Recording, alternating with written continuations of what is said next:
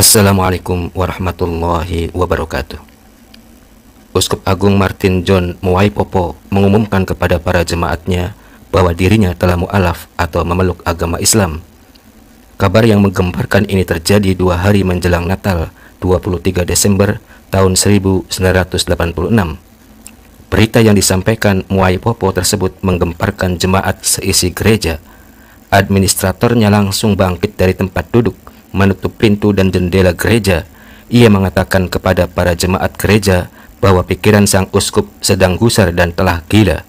Semua jemaat gereja jelas kaget sebab beberapa menit sebelumnya Uskup Muwaipopo bermain musik dan menyanyi dengan suara yang sangat mengharukan bagi anggota gereja. Akan tetapi siapa sangka ternyata di dalam hati sang uskup ada keputusan yang hendak ia katakan hingga membuat seisi gereja gempar. Nyanyian ternyata hanyalah pesta perpisahan, hingga akhirnya jemaat gereja memanggil polisi untuk membawa pergi uskup yang dianggap telah gila itu. Uskup Muwaipopo ditahan di sel sampai larut malam, hingga datanglah Syekh Ahmad Syekh untuk menyelamatkannya. Syekh Ahmad adalah orang yang mengakui bahwa uskup itu telah masuk Islam. Setelah masuk Islam, uskup kelahiran Tanzania itu dikenal dengan nama Al-Hajj Abu Bakar John Muwaipopo. Mantan uskup ini meraih gelar diploma dalam administrasi gereja di Inggris dan gelar-gelar terakhir di Berlin, Jerman. Sebelum menjadi mu'alaf, ia pernah menjadi sekretaris umum untuk Afrika Timur di Dewan Gereja-Gereja Dunia yang meliputi Tanzania, Kenya, Uganda, Burundi, dan bagian-bagian lain dari Ethiopia dan Somalia. Di Dewan Gereja, dia bergabung dengan Ketua Komisi Hak Asasi Manusia Afrika Selatan, Barney Pityana, dan Ketua Komisi Kebenaran dan Rekonsiliasi, Uskup Desmond Tutu. Diceritakan bahwa 2 tahun setelah Muwaipopo lahir, keluarganya pun membaptisnya. 5 tahun kemudian, ia menjadi altar boy yang membantu anggota pendeta di gereja. Keluarga sangat bangga dengan pekerjaannya itu. Ketika saya berada di sekolah asrama, kemudian ayah saya menulis kepada saya, menyatakan dia ingin saya menjadi seorang imam. Dalam setiap surat dia menulis ini, kata Muwaipopo.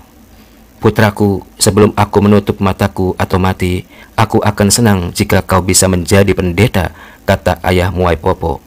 Wasiat ayahnya itu memotivasi dirinya pergi ke Inggris pada tahun 1964 untuk mengejar diploma dalam administrasi gereja.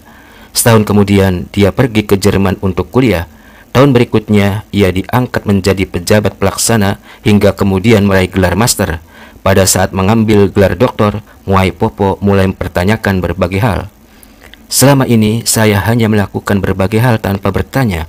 Saya mulai bertanya-tanya. Ada agama Kristen, Islam, Yahudi, Buddha, masing-masing agama yang berbeda mengklaim jadilah agama yang benar.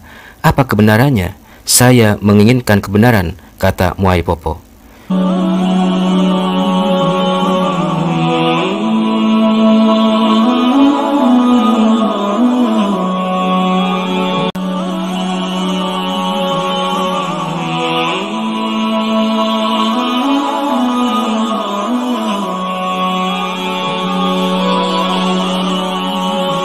Sejak saat itu, Muwaipopo memulai pencarian hingga ia menguranginya menjadi 4 agama besar.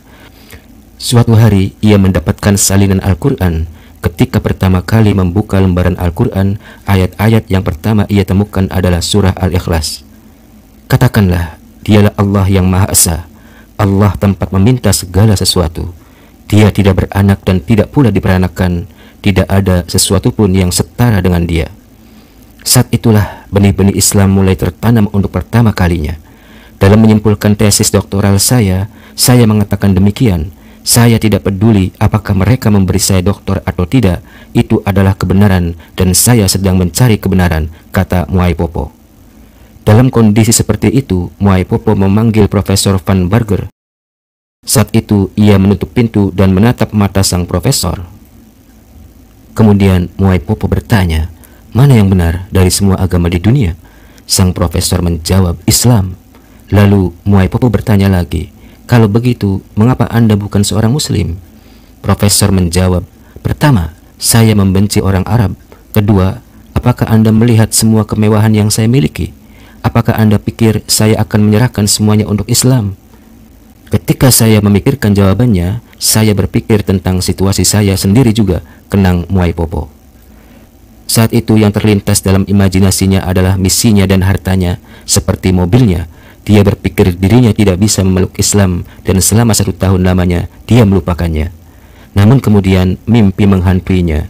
Ayat-ayat Al-Quran terus muncul, orang-orang berpakaian putih terus berdatangan, terutama pada hari Jumat, hingga dia tidak tahan lagi. Puncaknya pada 22 Desember 1986, Muay Popo secara resmi memeluk Islam. Mimpi-mimpi itu yang membimbingnya untuk masuk Islam. Ia meyakini bahwa mimpi bukan takhayul. Tidak, saya tidak percaya bahwa semua mimpi itu buruk. Ada yang memandu Anda ke arah yang benar dan yang tidak. Dan mimpi-mimpi ini khususnya membimbing saya ke arah yang benar, kepada Islam, kata Muay Popo. Ketika melihat sang uskup memeluk Islam, maka pihak gereja langsung menyita rumah dan mobilnya. Sementara itu, sang istri pergi meninggalkan dirinya dengan membawa anak-anaknya. Begitu pula ketika Muay Popo menemui orang tuanya, ayah dan ibunya menentang keras keputusan anaknya itu lantaran masuk Islam. Muay Popo memaklumi sikap kedua orang tuanya itu, terutama sang ayah yang dulu memotivasi dirinya untuk menjadi pendeta. Muay Popo telah memaafkan sikap orang tuanya itu hingga sang ayah meninggal dunia.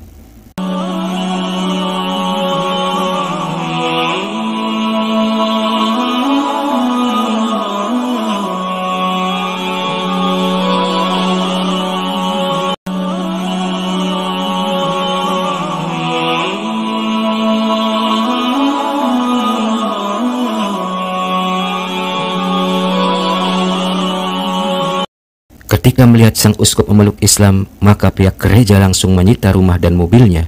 Sementara itu, sang istri pergi meninggalkan dirinya dengan membawa anak-anaknya. Begitu pula ketika Muay Popo menemui orang tuanya, ayah dan ibunya menentang keras keputusan anaknya itu lantaran masuk Islam.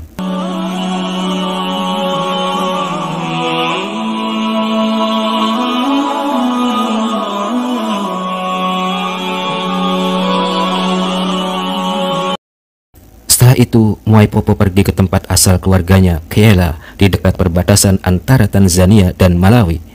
Kemudian ia menikah dengan seorang biarawati Katolik yang biasa dipanggil dengan nama Suster Gertrude Kibweya. Setelah masuk Islam, dia berganti nama menjadi Zainab.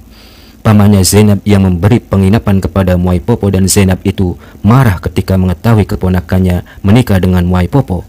Sang paman langsung mengusir Zainab dan Muay Popo dari rumahnya. Begitu juga dengan ayahnya Zainab yang sangat marah dengan keputusan Zainab itu yang memeluk Islam. Akhirnya Muay Popo dan Zainab segera angkat kaki dari rumah pamannya Zainab yang juga dikenal sebagai uskup itu.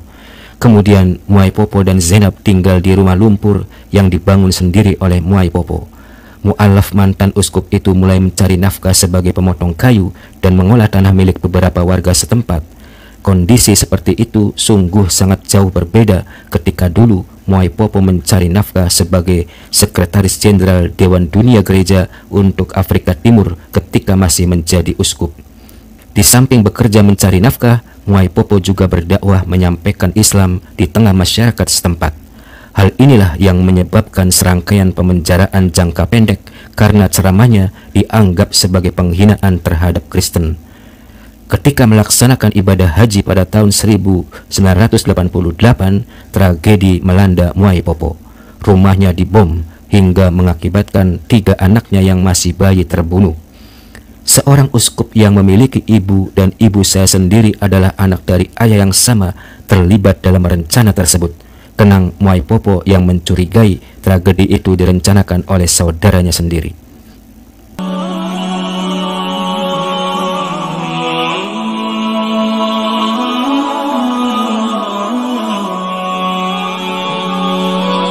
Tragedi yang sangat memilukan itu alih-alih melemahkan semangat Muay Popo, tetapi justru semakin menambah semangatnya dalam berdakwah, hingga jumlah orang yang memeluk Islam saat itu semakin meningkat pesat, termasuk ayah mertua Muay Popo sendiri yang masuk Islam.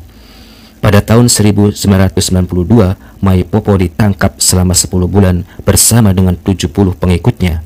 Muay Popo didakwa melakukan pengkhianatan. Hal ini terjadi setelah beberapa toko daging babi dibom.